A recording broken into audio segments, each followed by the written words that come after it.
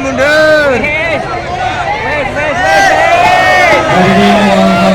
Nunggu. Di mana acara inti yaitu acara yang kelima Mau'izatul Hasanah beserta doa yang akan disampaikan oleh beliau Romo Kiai Haji Ahmad Muafiq. Kepada beliau waktu kami hadirkan. Assalamualaikum warahmatullahi wabarakatuh.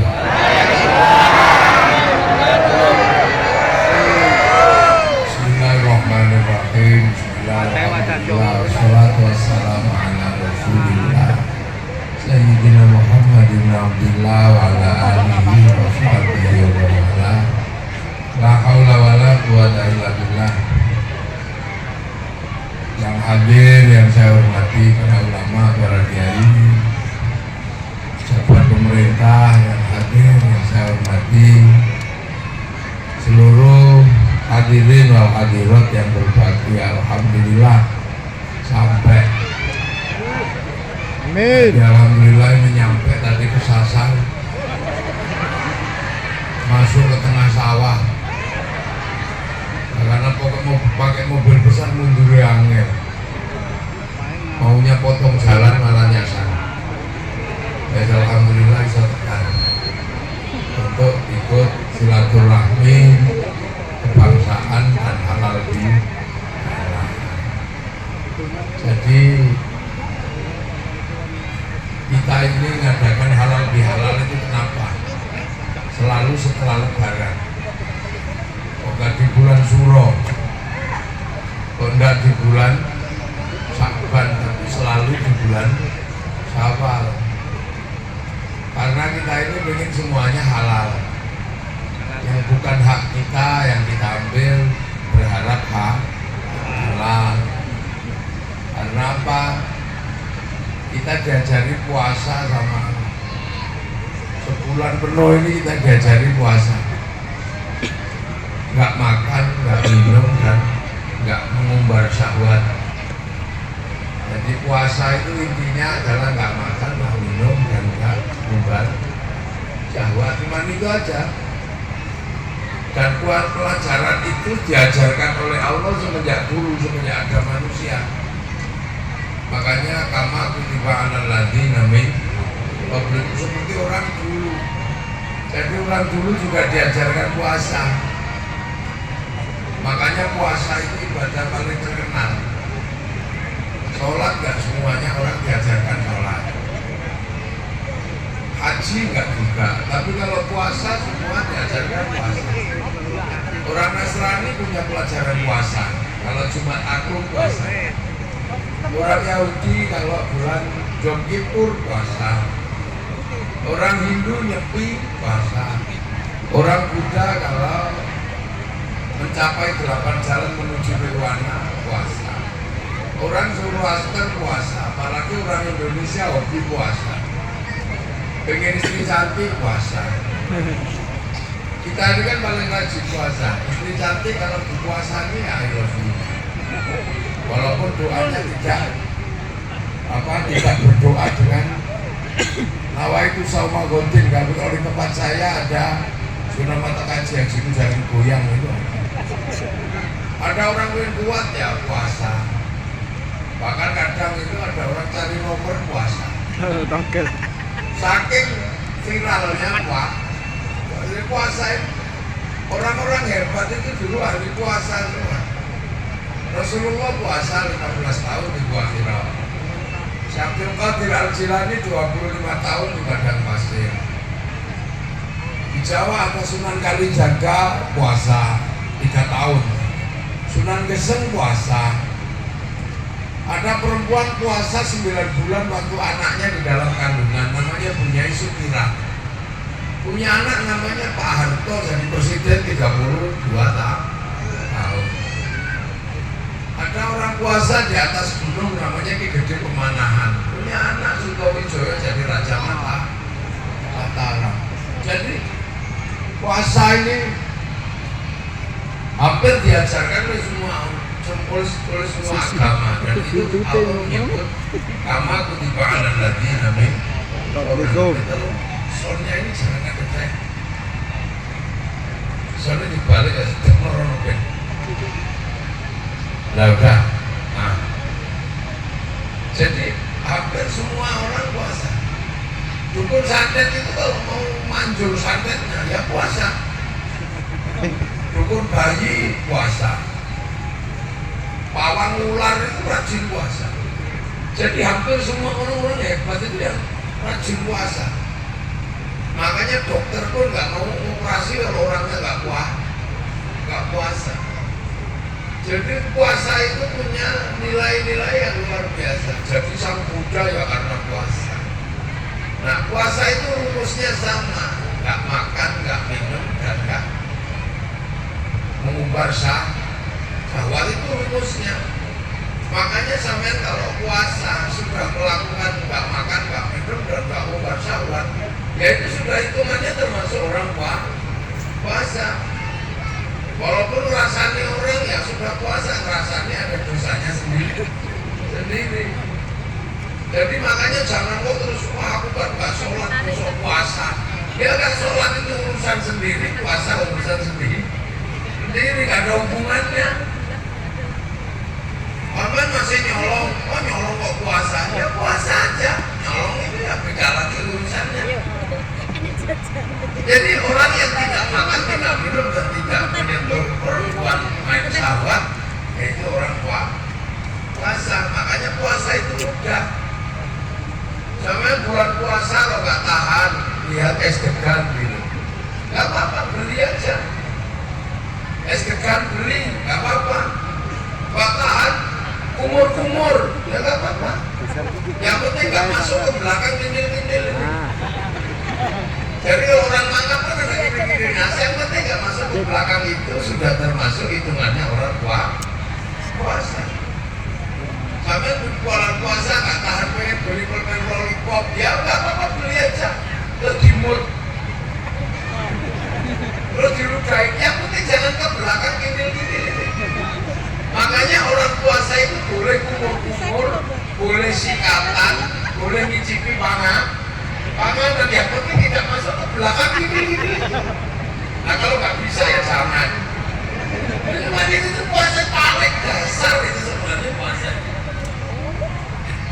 Tanya ulama-ulama fakih boleh, karena saya nggak tahu rokok terus gitu ya nggak apa-apa. Tapi tidak iso itu kan gampang. Jadi puasa itu mudah, makanya orang nggak puasa itu orang nggak pas. Makanya kalau nggak tahan 30 ya depannya sama belakangnya nggak apa-apa. Kosong kendang.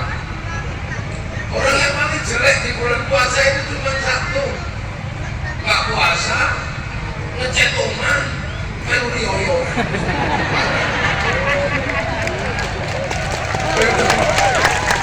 Tepuk tangan konjone oke. Nah itu, nah rumusnya di situ. Makanya orang diajari kamu jangan makan minum.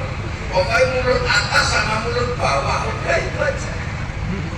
Dua itu. Agar apa? Agar kamu bertakwa kepada Allah. Orang bertakwa itu orang seperti apa sih orang bertakwa itu? Orang bertakwa itu adalah orang yang mengakui bahwa semua yang ada ini adalah punyanya Allah. Sampean cantik, nggak apa-apa. Sampai cantik terus pakai lipstick, pakai blush on, pakai mata juga biok-biok gini, nggak ada masalah, boleh-boleh aja.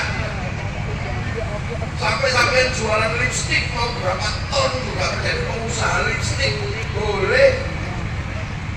Yang nggak boleh itu cuma satu, apa sampai lupa bahwa usaha lipstick dan skincare itu nggak akan pernah ada kalau Allah nggak bikin muka. Itu aja. Orang bertakwa itu cuma ngakoni itu aja. Sampai mau punya istri 10 boleh, 20 boleh gantian, nggak apa-apa. Dari situ punya anak cantik, ganteng, nggak apa-apa, boleh-boleh aja. Mau bikin rumah 10, mobil 50 boleh. boleh itu cuma satu, bahwa sampean lupa.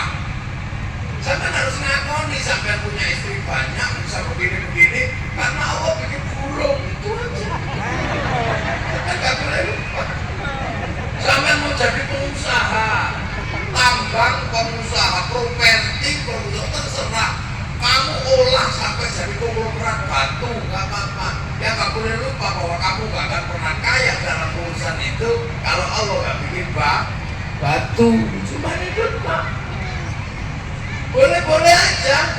Sampai jadi pengusaha kursi, sampai jualan kursi model apa saja. Boleh.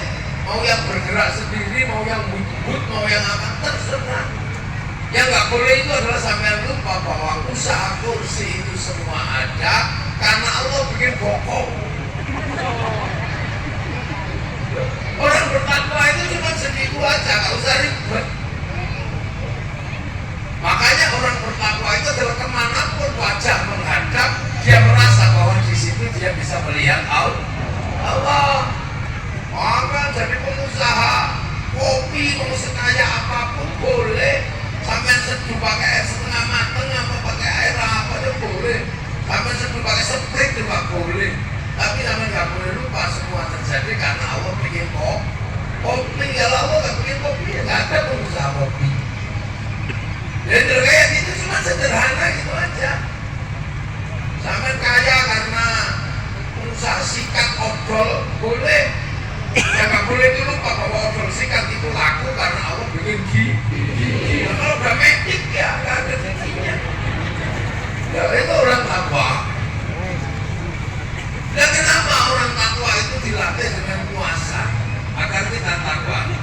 Nggak makan, nggak minum, dan nggak main syahwat. Ya karena apa?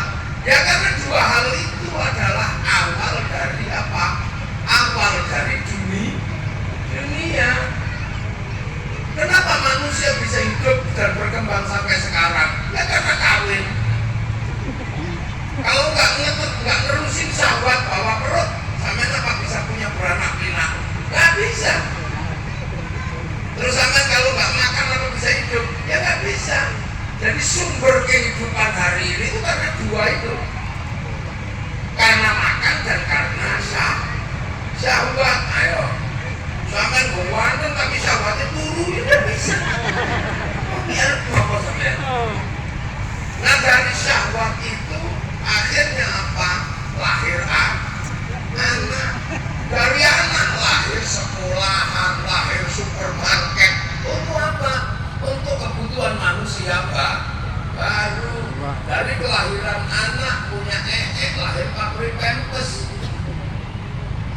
Loh, kehidupan itu lahir dari manusia. Makanya syahwat ini harus diatur biar apa? Biar manusia tidak lupa kepada Allah. Sampai punya tenda segini gede ya karena manusia takut panas. Coba kalau nggak takut panas dan nggak takut hujan, ngapain ada begini? Iya kan? Nah yang kedua manusia itu butuh makan. Begitu nggak makan ya mati. Kedua hal itulah kuncinya manusia. Nah kalau dua hal itu nggak ditata, apa manusia itu masih lihat Allah? Ya enggak. Begitu nafsu makan ini nggak ditata, terus akhirnya nyuri. Apa orang kalau nyuri masih ingat Allah? Ya enggak. Ayo. Apakah ketika orang sudah butuh makan, ngawur, nebang karete tonggone, apa masih eling Allah? Ya enggak. Sama manusia kalau syahwatnya sudah tidak terkendali, apa ingat Allah? Ya enggak. Kalau sudah malam-malam datangi istri orang, apa masih ingat Allah? Ya dua hal itu yang pasti melupakan manusia kepada Allah. Dan dari dua hal itulah manusia harus belajar. Karena dua hal itu bergerak saat manusia belum sadar. Lapar, orang tidur nyenyak bangun gara-gara lapar. Syahwat, apa ibu kan tahu kalau punya anak laki-laki, anaknya belum bangun, ibunya sudah berdiri. Jadi ya, bahkan saya gede kadang turu itu bisa mimpi. Jadi dua hal itu bergerak tanpa kesadaran makan dan syahwat adalah dua hal yang bergerak tanpa kesadaran. Dan makan sama syahwat ini luar biasa.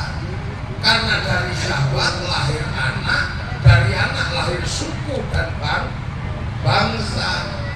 Dari anak lahir kebutuhan makan melibatkan bangsa dan negara.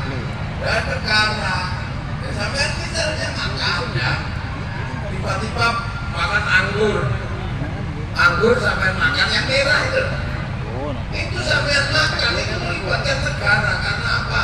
Itu dari Cina sana butuh akta ekspor import, butuh bill of lading, butuh letter of intent, butuh menteri perdagangan, butuh perjanjian bilateral. Dari situ bisa datang makanan sing nanam wong Cina datang di meja kita. Makanya sampean kalau sudah urusan makan itu sampean harus tahu di situ urusan bangsa dan negara. Makanya orang makan doanya Allahumma barik lana. Kenapa bukan barik li? Kenapa kami bukan saya? Ya karena makanan itu banyak yang terlibat sedunia. Sampean makan nasi, ya kan? Itu yang bikin piring siapa? Terus padi itu harus dipupuk, yang bikin pupuk pabrik pupuk. Pabrik pupuk melibatkan insinyur dan sekolahan internasional. Nanti kemudian sampai di situ butuh selek, yang bikin selek orang Jerman. Sampai di situ butuh yang ngarit padi, yang nyelek, itu buatan Jepang.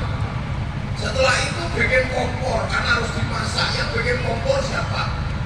Terus bikin rice cookernya siapa? Kemudian makanan dikasih bumbu.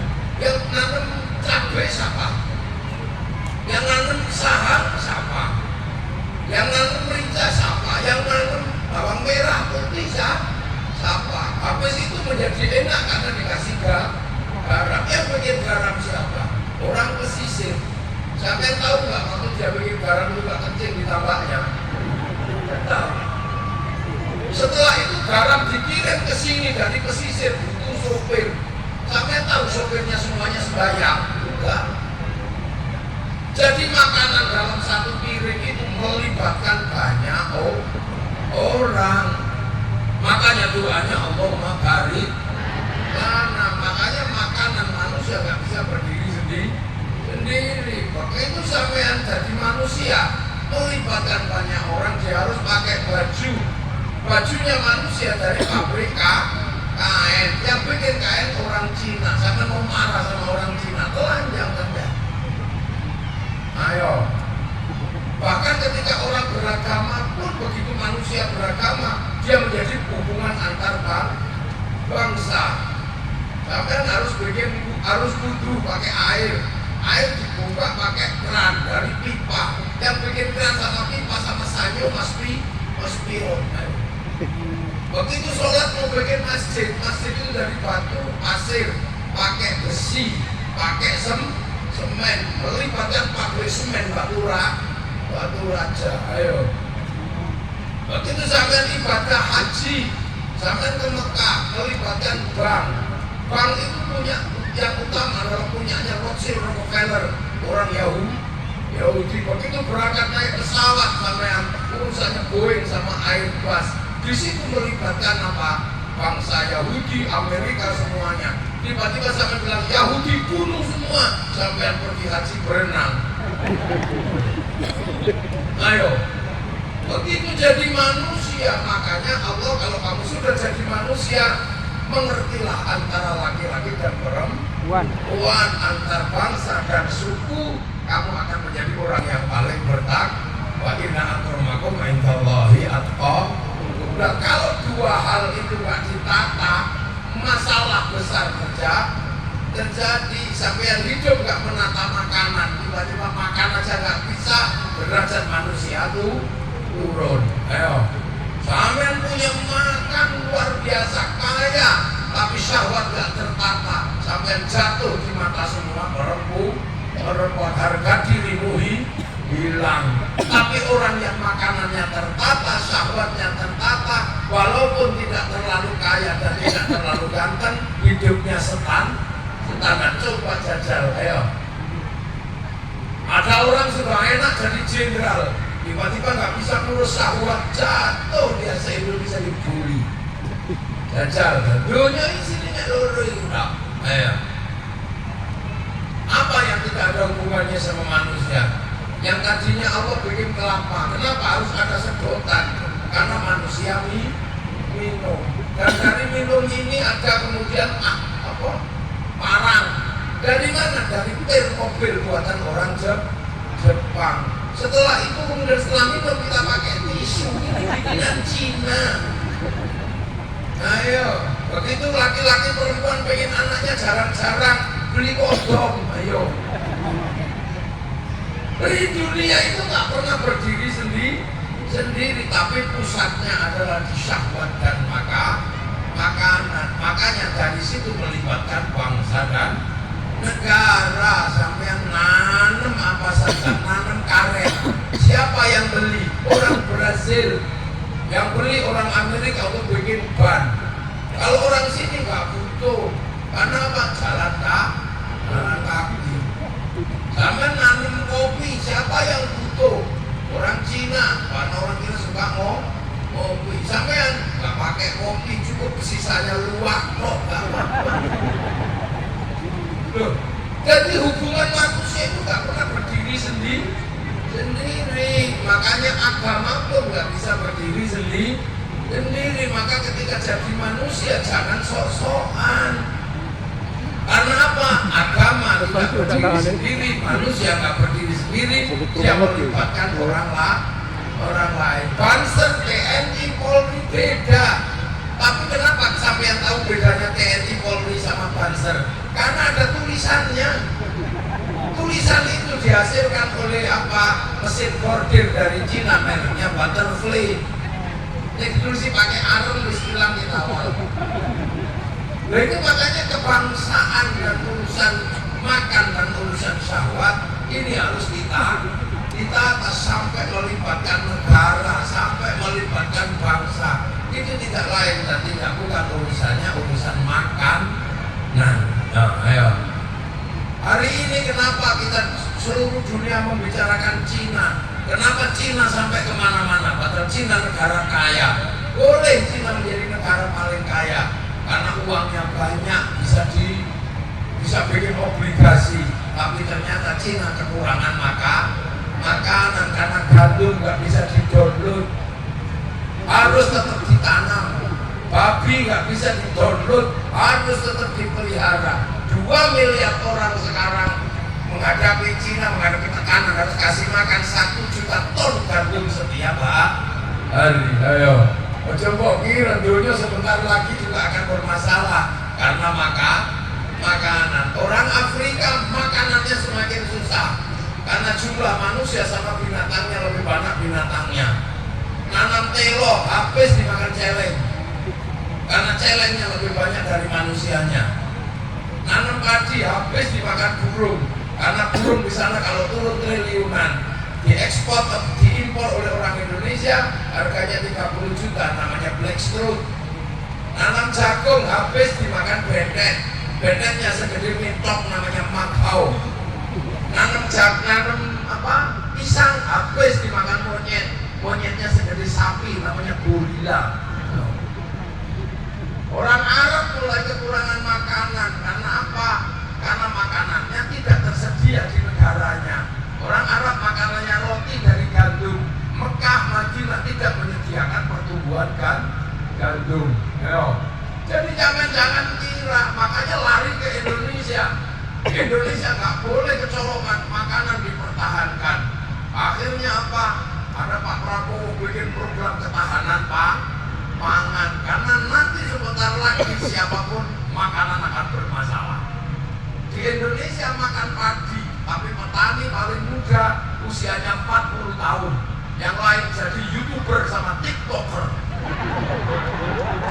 Ayo, ini camat, bupati harus ikut Karena apa? Ternyata digitalisasi pengetahuan dan digitalisasi ekonomi tidak berbanding lurus dengan ketersediaan pangan. Padi nggak bisa didownload, padi harus tetap ditanam. Untungnya demografi Indonesia bagus, geografinya bagus.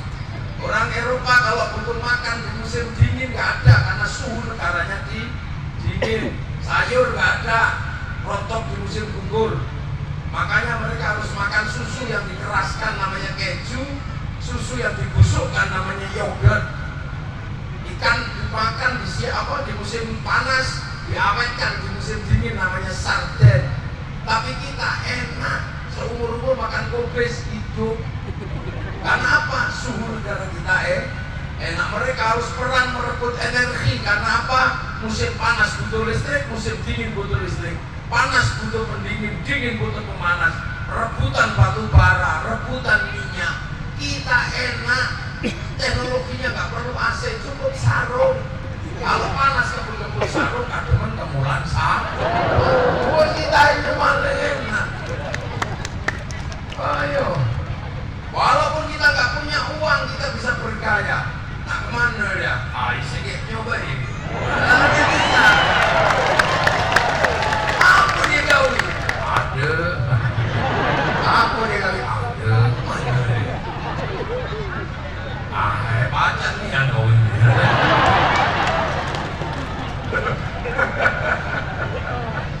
Enak nih bubuk.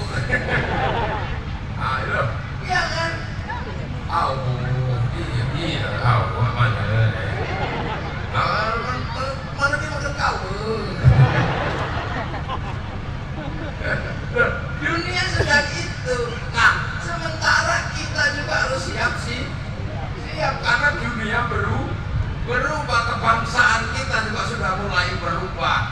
Apa yang dulu kita banggakan, tahu-tahu hilang dari hadapan mata. Kita dulu menyiapkan wartel sebagai warisan anak-anak kita.